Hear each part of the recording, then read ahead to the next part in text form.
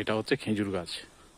এই খেজুর গাছে বাঁশ বাঁধা আছে, আর রসের জায়গাটা হচ্ছে সবচাইতে নিচে, একটু করে হাত বাইরে পেরে নেওয়ার মতন।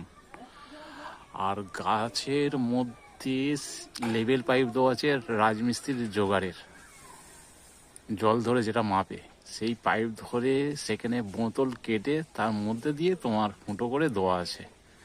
সেখান থেকে রস এক ফোঁটা করে পড়ছে তোমার এইখানে ডাব্বার মধ্যে। একবারে দারুণ ব্যাপার।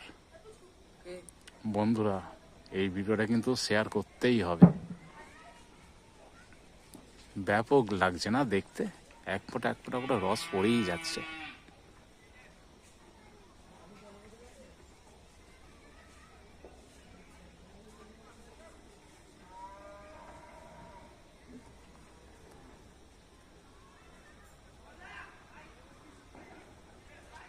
আমার কিন্তু ব্যাপক লাগছে দেখতে।